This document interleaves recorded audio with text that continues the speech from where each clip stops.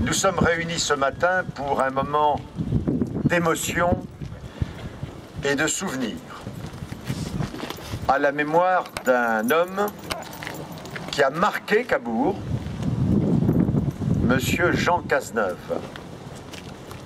Avec vous, Madame, nous avons convenu en effet, et avec les élus, que dans cet endroit qu'il a fréquenté tant de fois, pour aller à la rencontre de ses amis cabourgeais, en particulier dans l'avenue de la Mer, on en reparlera tout à l'heure, la Maison de la Presse, ou pour se rendre sur la digue ou dans les avenues ombragées de Cabourg qu'il affectionnait, eh bien nous avons pensé que cet endroit était idéal pour lui rendre hommage et pour lui donner le nom d'un lieu dans cette ville qu'il aimait. Monsieur Gilbert Gaillard, membre des Amis de Cabourg, ami de Monsieur Jean Cazeneuve, va vous rapporter sa biographie. Jean est né à Ussel et a fait ses études secondaires à Toulouse. Il était brillant en mathématiques et, dit-il, nul en français et en latin. Il est arrivé après, c'est encore plus rigolo, si je peux dire. Voilà que son professeur principal rencontre sa mère dans un couloir du lycée et lui dit « Madame, votre fils n'a jamais rien foutu, il ne fout rien, il ne foutra jamais rien. » Vous vous rendez compte si c'est péremptoire.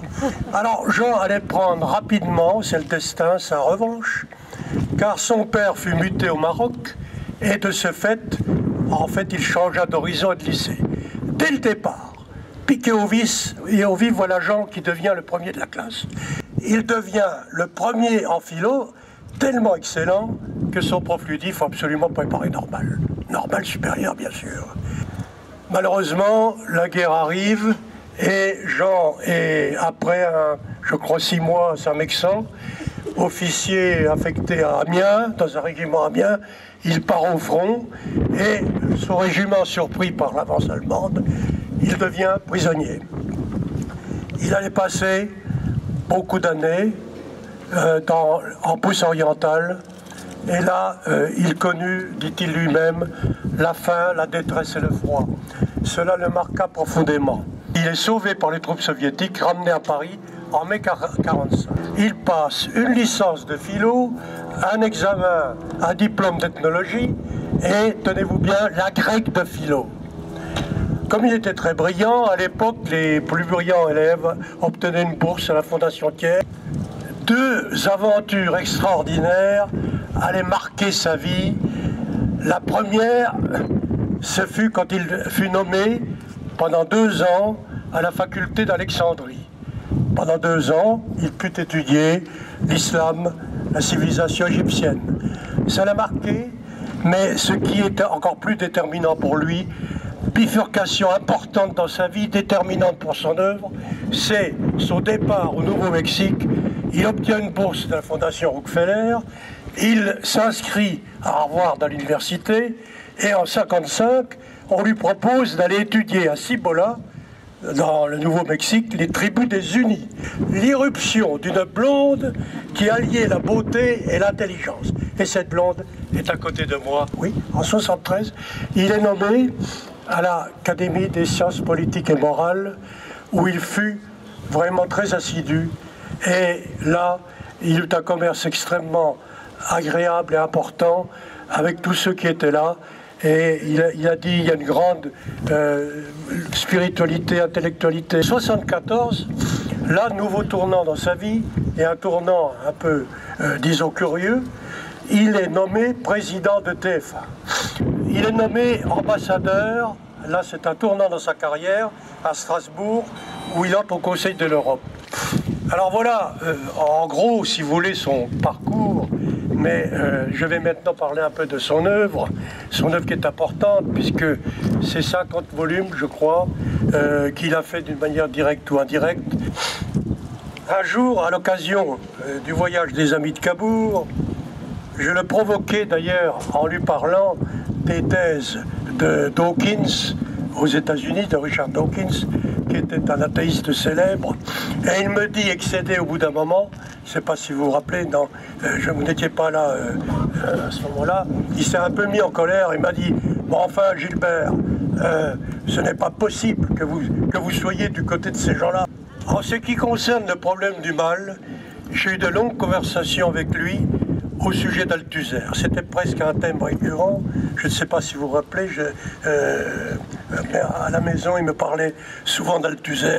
Jean m'en a parlé, s'est allié à Jean Guiton pour essayer d'avoir, et il a eu, la grâce de Pompidou, qui était également normalien. Auschwitz, les SS avaient pendu 3 détenus, 2 adultes et un adolescent. Les adultes meurent immédiatement. L'adolescent se débat au bout de la corde. Et, dans l'assistance des détenus, une voix s'élève. Enfin, où est Dieu dans tout cela? Où est Dieu? Alors, dit l'auteur, dit Wiesel, j'ai entendu une voix intérieure qui me disait « Dieu, il est là, il est au bout de la corde. » À savoir sa joie de vivre, son aptitude au bonheur, son humour décapant, son appétit pour cueillir les roses de la vie, titre d'un de ses livres. À citer également, je les ai lus, je crois qu'on les a vus au Salon du Livre en dernier, Le mot pour rire, du calembour au mot d'esprit. Pour Jean, le verre n'était jamais à moitié vide, il était toujours à moitié plein. Et il aimait les paroles de Mozart qui disaient « Je me méfie des gens trop sérieux. Des gens qui n'en rient pas, ils sont trop sérieux. Ils n'en rient pas, je m'en méfie. » Jean était en effet d'un très grand optimisme, malgré toute la profondeur de son œuvre, de ce que je vous ai dit sur celle-ci. Et je crois que ce qu'il faut retenir, c'est en fait cette double personnalité, Jean très profond, mais au fond de l'autre côté, bon vivant, acceptant la vie telle qu'elle est, les joies de la vie. Merci Jean, merci Madame Cazeneuve.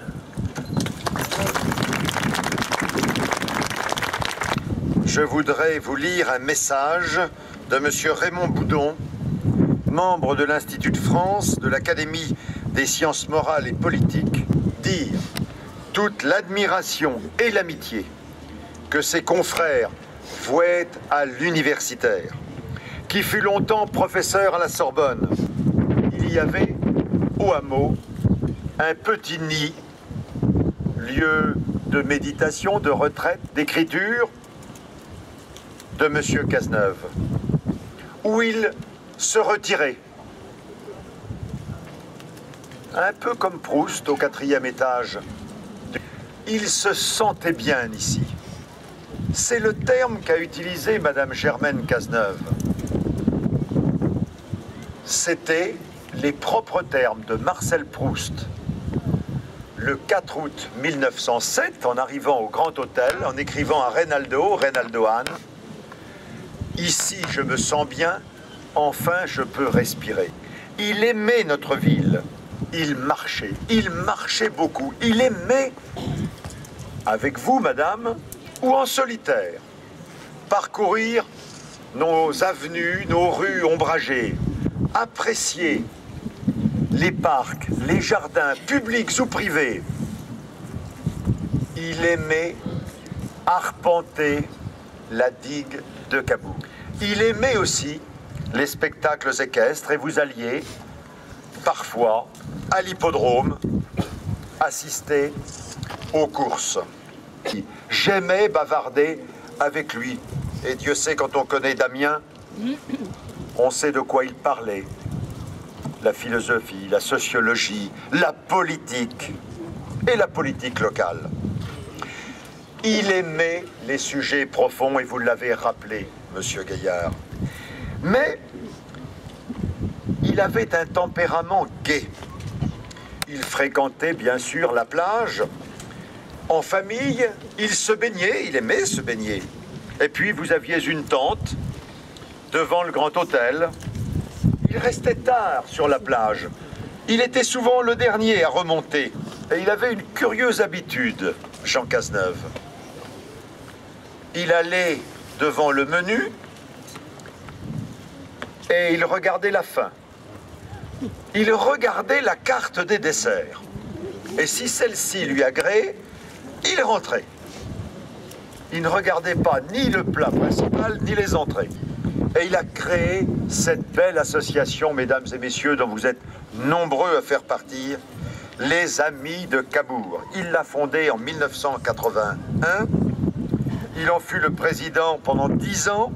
Les activités importantes de l'association, vous le savez, sont des sorties touristiques dans la région, des sorties touristiques à l'extérieur de la région, le Danube, les îles anglo-normandes, etc.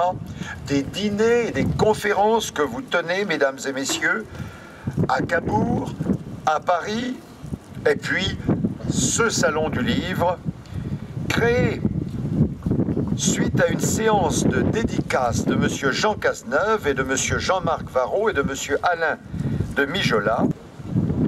Roselyne Suret et Jean Cazeneuve ont donc décidé de prendre le projet en main et de créer un salon en 1988. Grâce à Jean Cazeneuve, le salon a accueilli de grands noms. L'inauguration de ce square Jean Cazeneuve. Nous nous devions de lui rendre hommage. Voilà. Voilà. Voilà.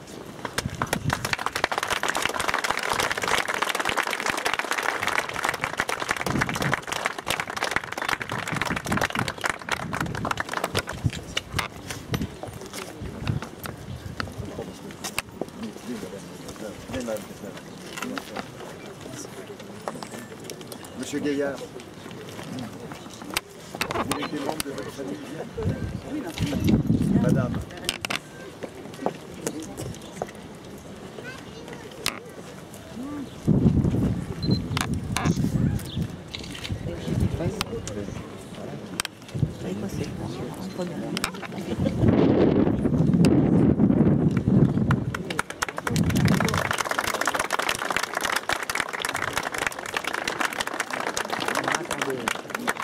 Je salue Madame le recteur et toutes les personnalités qui nous font l'honneur d'assister à cette cérémonie, à vous exprimer ma grande gratitude ainsi qu'à votre conseil municipal.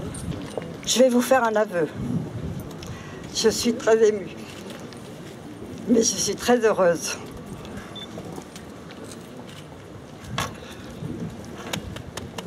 Bon, je remercie tous ceux qui sont venus, qui se sont déplacés même de loin, comme mes enfants, mes petits-enfants, mes arrière-petites-filles, et bien d'autres encore dont je vois les visages.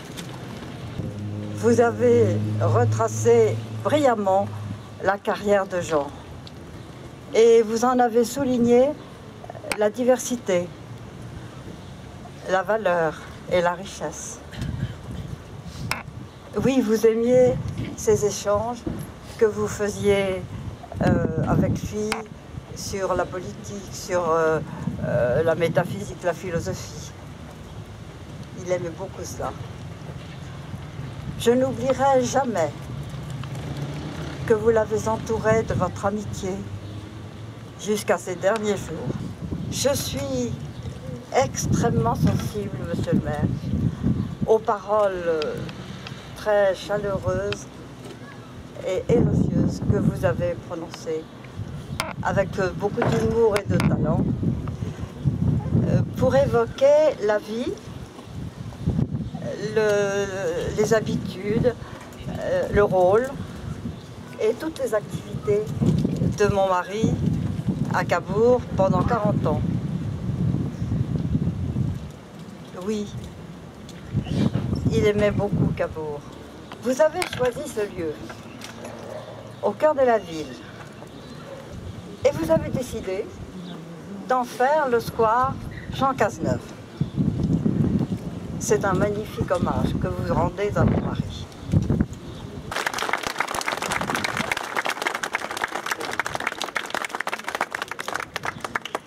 Merci, mesdames et messieurs. Je vous souhaite une très très bonne journée.